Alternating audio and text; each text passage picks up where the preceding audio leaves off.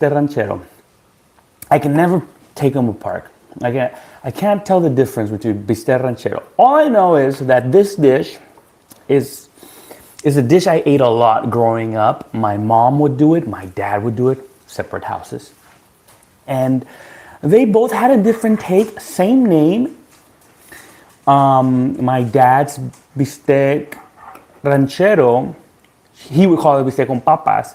And basically steak, kind of like braised in a sauce with some coined potatoes.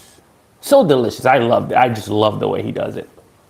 My mom's, she called it Bistec Ranchero. She hated potatoes. And she said, oh, I hate the way your dad makes it because it's soupy. Oh, I just love the way my dad made it. But my mom would do it with a lot of sauce. And the steak would be like somewhat fried. She would kind of fry the steak a little bit. So that was the biggest difference. And her sauce was very spicy. My mom's sauce was very spicy. And she didn't like the potatoes. But it was the same premise. Different flavors, different styles. Same name. And I loved it both. So today's will be a little bit of a fusion between my mom's and my dad's. So it'll be kind of like a kind of like a fried steak. And then with a sauce, a homemade sauce. And I will add potatoes.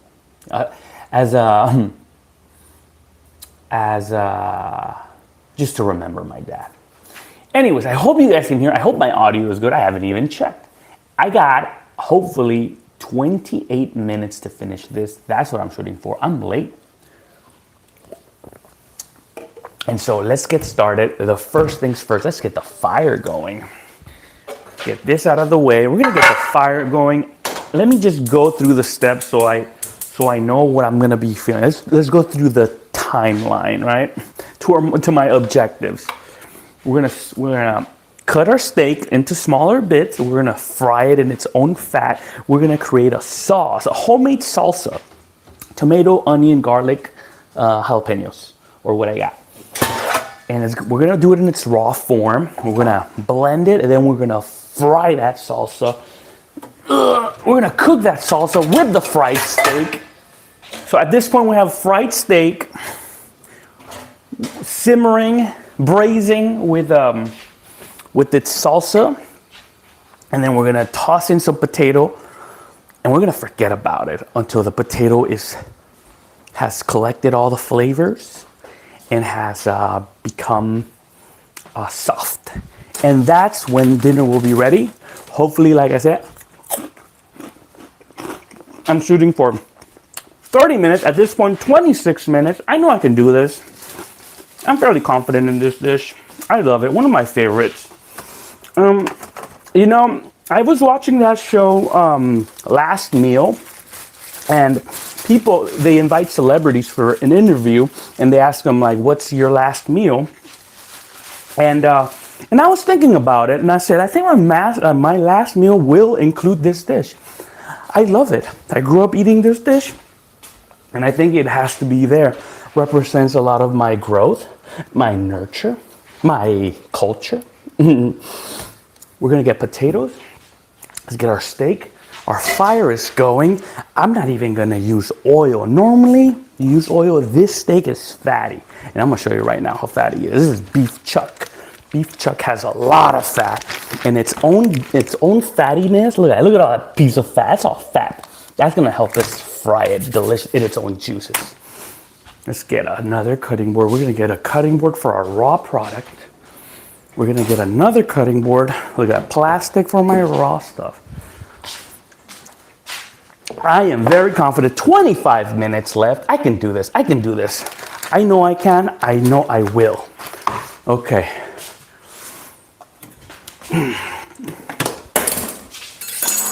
Okay, we're gonna start real quick. I think, okay. So as I start just dismantling this piece of beef, get all the fat out, I'm gonna use its own fat to then stir fry some onion with its own fat. So it's like a beef tallow, right? We're creating its own beef tallow. This is a bread knife, by the way. I love using a bread knife to chop through through my beef chuck and create these thin steaks. Look at that. Look at that. I've made these delicious little steaks. That's what I want.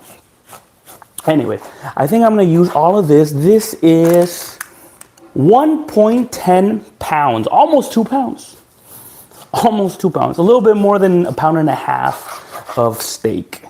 And I'm not worried. If it's too much, I can always have leftovers. That's the best thing, right? Thank you for those amazing hearts. They always make my heart flutter. Anyways, let's finish with this. Ah, there you go. Look at that beauty. We got all these small little steaks. Let's make them into even smaller steaks. And look at all this marbling. Look at all that fat. That fat is gonna heat up, is gonna fry our steak. I'm telling you, we're gonna fry this steak in its own fats. Now we're gonna turn these small little pieces. Look at that. Look at that. That's what we want. We want those little bits of pieces.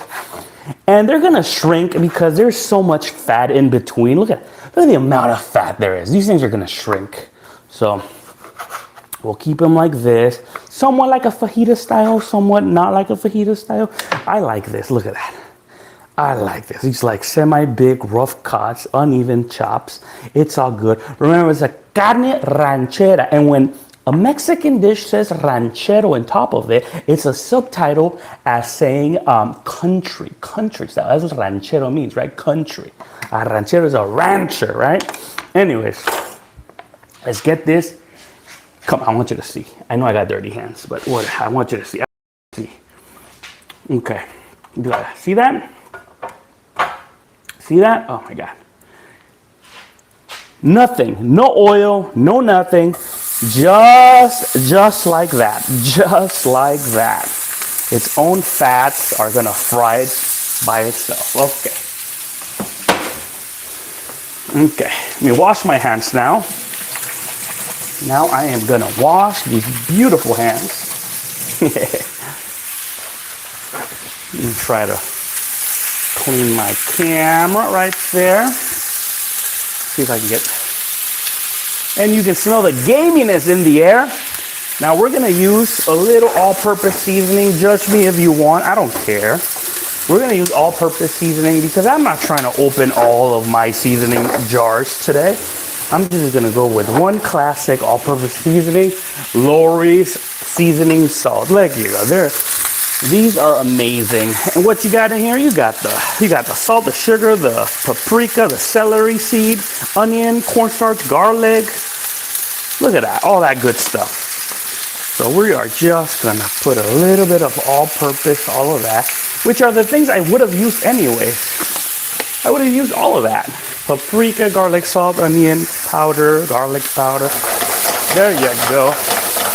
Isn't that beautiful? Look at that. Let's separate these beauties. Let's separate them. There you go.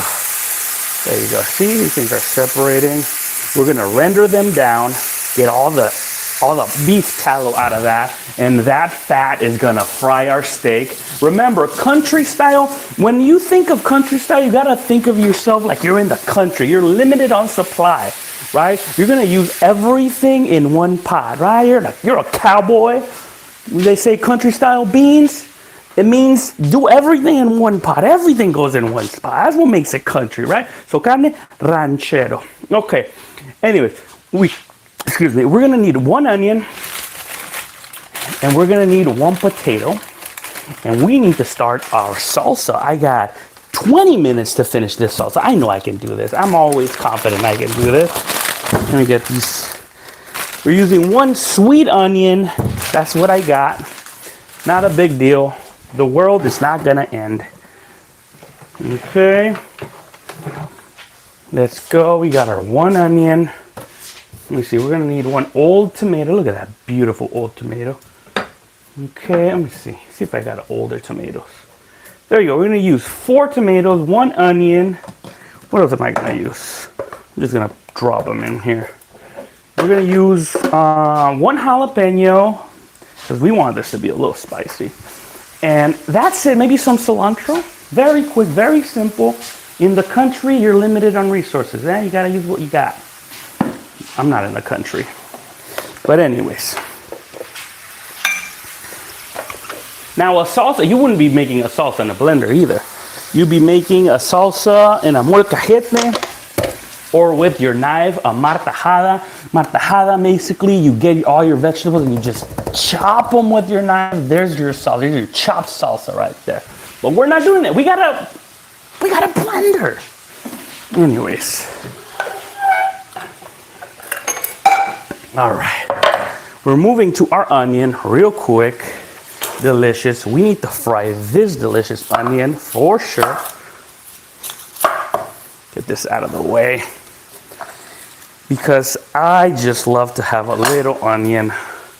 It just goes well. If you start your onion soon enough, you can get to use all of those aromatics, all that sweetness comes out of it. Am I gonna use the whole onion? I think I will. I think I am. You know what I'm gonna do? I'm gonna use half an onion. You know what I'm gonna use? There you go, 3/4 of an onion. Because I like to just have these long pieces. I wanna see my onion. When I'm eating it, I wanna see that there's a little onion. This is gonna be for my salsa. It'll be all right. Check this out. Come over here. Look at that beauty.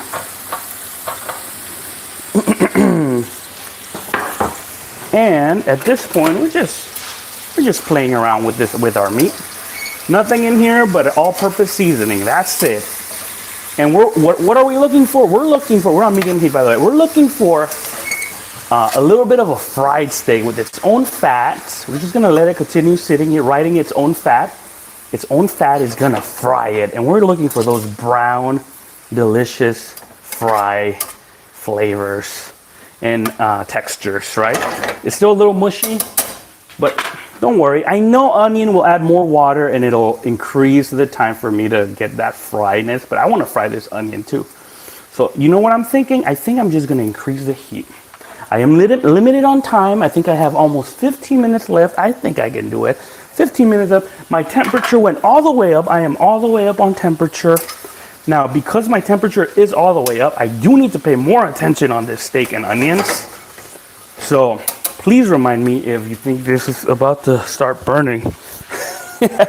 Anyways, okay, what else? Our salsa, right? Let's focus on our salsa. 4 tomatoes, 1/4 of an onion, a little jalapeno, and a little cilantro. I think that's it.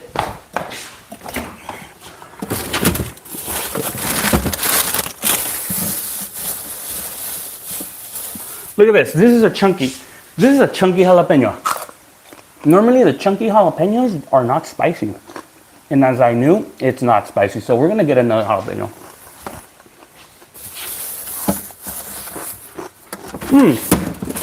What a bummer. If you're landlocked over here in the middle of the U.S., in the Midwest, they somehow engineer their jalapenos to don't heat that well. You know, they adjust to their customers. It's all right. When you have a jalapeno this big, you already know it's not going to be spicy. It's all right. It's all right. I know I did bite into it, all right? And I'm going to be eating it. And cilantro. Don't forget the cilantro. Cilantro is delicious. So beautiful, so delicious. I'm just going to get a look at this. Is that enough cilantro? Maybe not. Maybe a little bit more. I like cilantro. Who's got that soap gene? I do. I still eat it. I swear. I think it does taste like soap, but I don't mind it. Anyways, come over here. I did notice that I have a bad tomato in this batch. Let's clean our bad tomato. Let me see. Give me a second. Give me a second. Look at that. See that? Look what I see. Mold. Let's clean this moldy tomato. Look at that. Look at that. That's it. That's beautiful right there. Get rid of that. We're gonna throw this of moldy tomato. All of this still good. What's up, Mr. Adrian? Good to see you over here. Anyways, am I gonna clean everything in that blender? Yes, I am. You bet your bottom dollar I am. Remember, we're gonna keep it as country as possible. Don't clean as many things. Everything in one pot. That's what makes it country, I'm telling you. Ranchero. carne ranchera, frijoles rancheros, huevos rancheros. Whenever you put a ranchero in any Mexican stuff, it means it's going to be smothered in salsa, and it was done in one pot. All right, let's see. Get rid of this. What's my time? 14 minutes left? I got this. I got this, guys. I got this. I'm not even sweating bullets. Okay. I do want to get rid of this. The stems. I am going to get rid of these.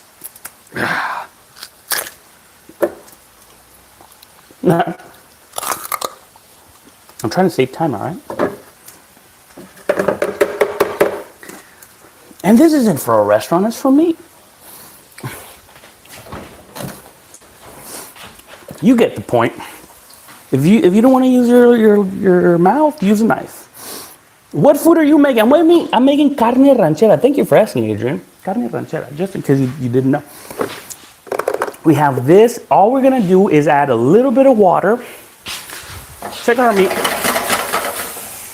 Add a little bit of water.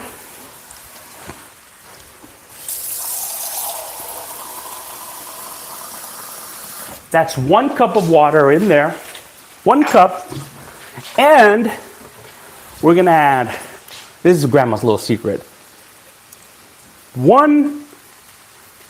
2 tablespoons of grandma's little secret, aka chicken bouillon. That's it. That's it. No salt, no pepper. It's all magical. We already have all-purpose seasoning in our meat, and this is very salty. Are you wondering why I didn't put black pepper in here? Let me tell you, that's a great question. That's a great question. Sorry about that. I don't put black pepper. You can do whatever you want, but I don't do it because the jalapenos got that kick.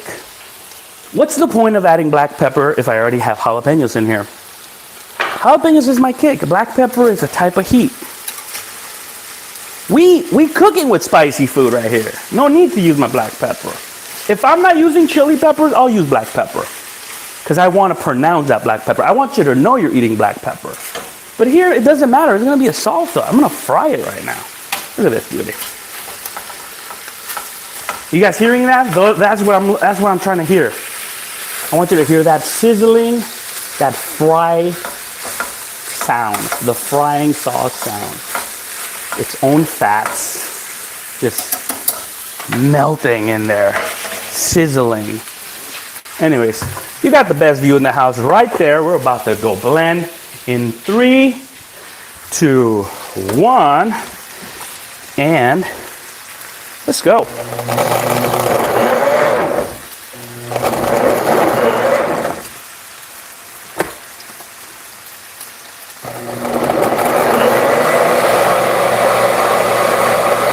That's it. That's it. That's it. I'm not going to add it onto my dish right now. I have it ready. Let's give it a taste though.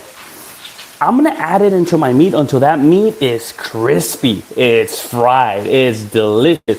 Wait, why are a lot of people in the stream but not much people are in the other streams? Because we love cooking. That's why. We love cooking.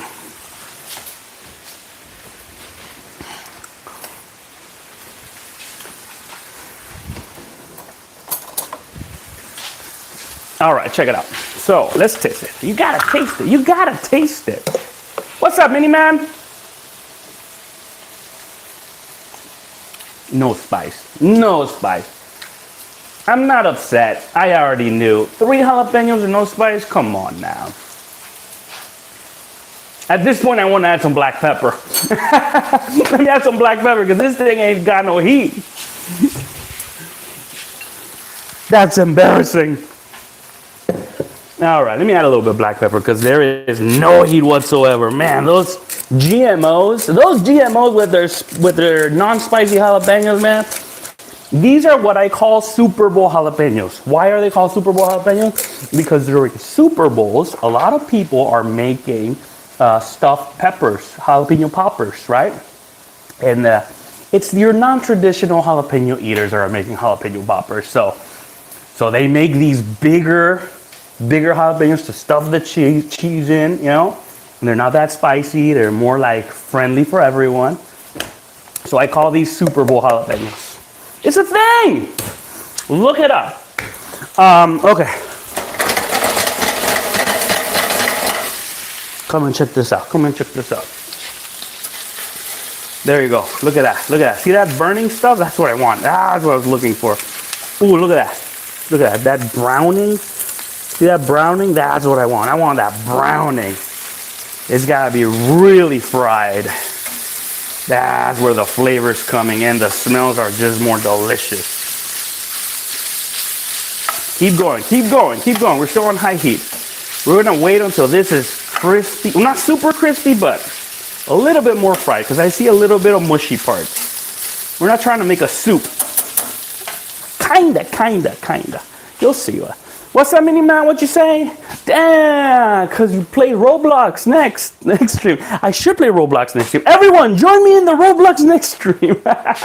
I'm kidding. Potatoes. I need the potatoes. I got my sauce. I got my salsa ready. I got more than 10. Now here's the problem. I promised I would do this in 30 minutes. I got 9 minutes. That means I gotta throw the salsa in. I gotta throw it in. So 9 minutes. We're going in.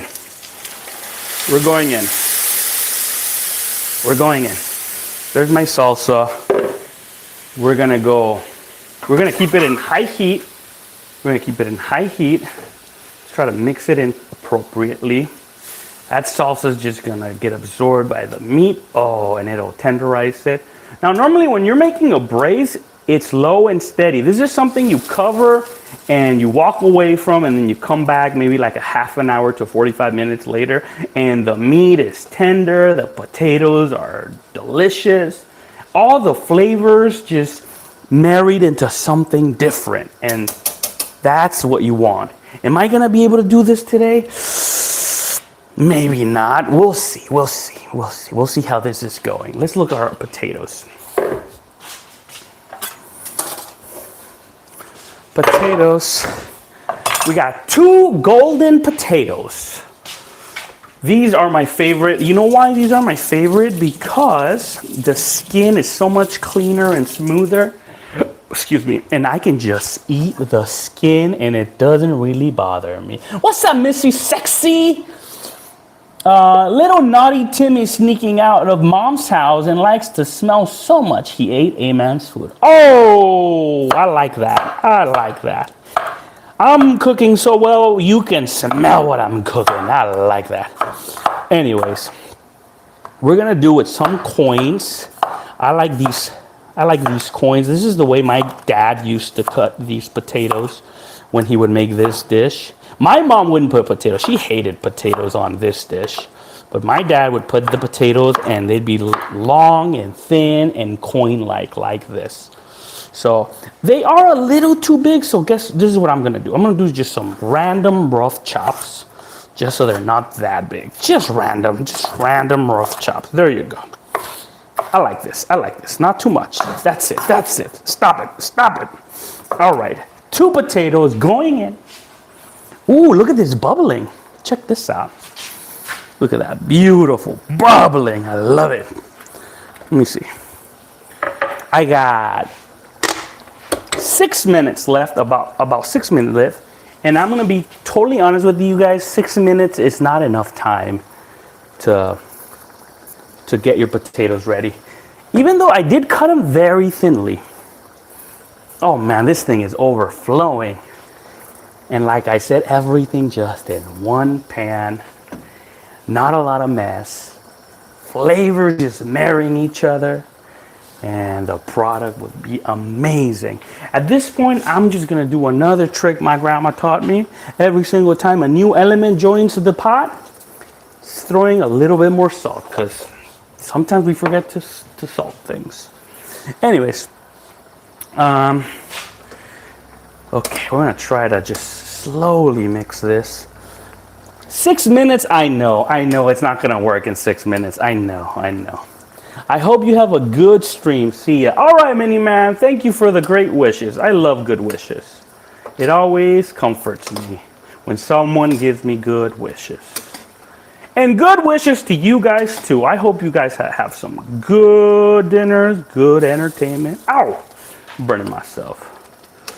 I hope you guys woke up on the right side of the bed and the pillow was cold on both sides. Ooh. And your breath smells like flowers. And I hope that there was mail in the mail. You received some mail with a paycheck that someone forgot to pay you a long time ago. And I hope that you just feel energized. And no matter the time you woke up, what matters is that you had a great night's sleep or day-night sleep. Big shout out to all my people from the Philippines over there. I know some people from the Philippines are checking this out. If you have a similar dish in the Philippines, let me know, or in wherever you're watching this from. I know the other time someone from the Philippines said, caldereta, this is like caldereta. They call it caldereta. Can you believe that? Oh no, that flashback in Hello Neighbor when there was a weird glitch. No, not that flashback. Anyways, at this point, medium heat, and we're gonna cover. This is a perfect dish to eat with. We're gonna eat this with some tortillas. We're gonna eat this with some beans, with some rice. Medium heat. We're gonna let it simmer. Oh, let's taste it. I know it's not ready, guys, because our beef flavor needs to just come together with our salsa. Let's give it a taste. That's good. I know it's not ready because I can still taste the raw tomato. You don't want to taste no raw tomato. You don't want to taste no raw salsa. When you taste this, you know it'll be ready when it tastes delicious. When it's like, I don't know what happened here, but something happened and everything tastes delicious now. That's the power of a good braise. A good braise, slow cooking, tender meat. That's what you want. Am I gonna be able to finish this? You know what? I can't. I was gonna end the stream, but I can't. I can't end the stream like that. This needs to be done, and we're gonna let it sit. And how about 5 minutes on medium heat? 5 minutes on no. We're gonna go to low heat, guys. I wish I could entertain you even more, but at this point, I don't think I have more to entertain. I did not time myself well. This is a slow and steady cook, but I hope that you got all the instructions, because that's all. That's all. You just cook, just how I did it. A salsa, steak, potato, onion, and let it simmer. The longer it's sitting there on low heat, the better it'll taste. Oh, I promise you that. This is a guisado.